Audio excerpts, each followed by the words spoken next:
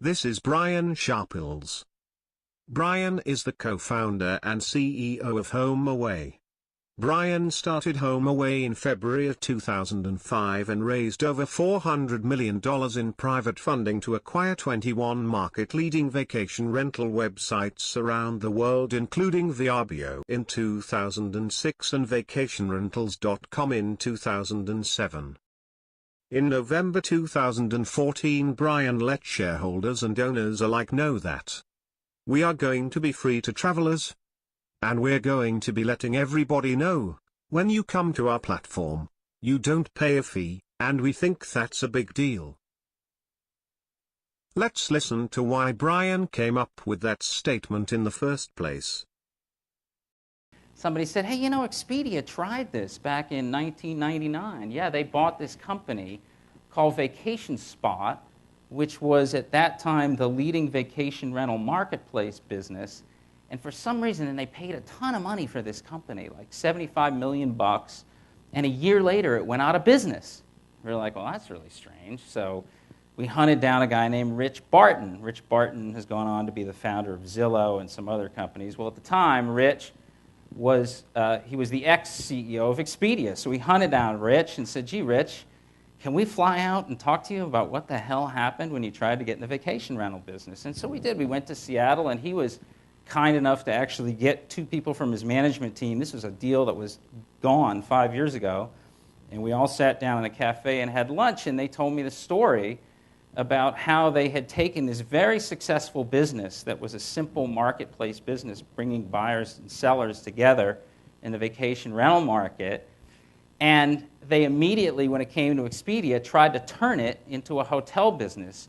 This was a company charging subscription fees. They believed they could make more money charging a percentage of revenue just like hotels, so they said to all the customers, forget the subscription fees, you're now going to pay us a percentage. We're going to change the model. We're going to put it on Expedia.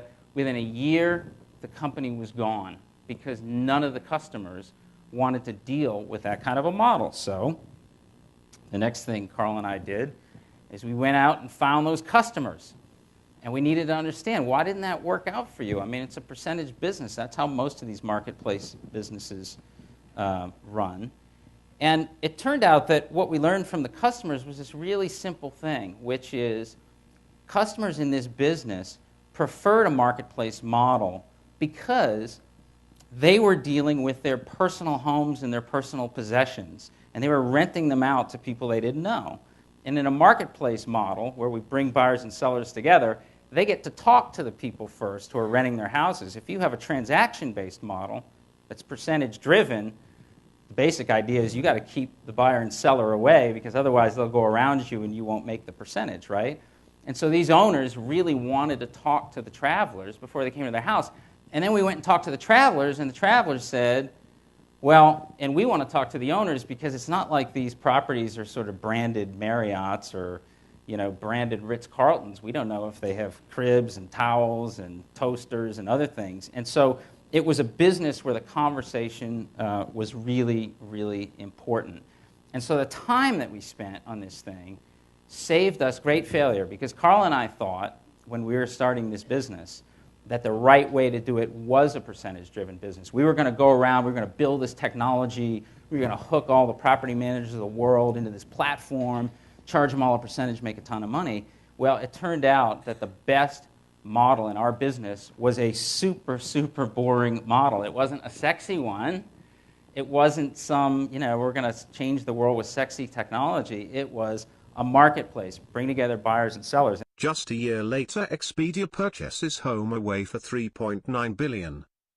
Mr. Sharples must have caught a nasty case of amnesia over his November 2014 statement because just 1 year later, in November of 2015, Brian announced, and so what we done today, and we've been planning this, you know, for many, many months. We've introduced a traveler fee. While the math is pretty easy to see, we do $15 billion in bookings today. If you for simple math were at 10%, that's triple the revenue that we've got right now. But, of course, getting from here to there is going to be a lot of work.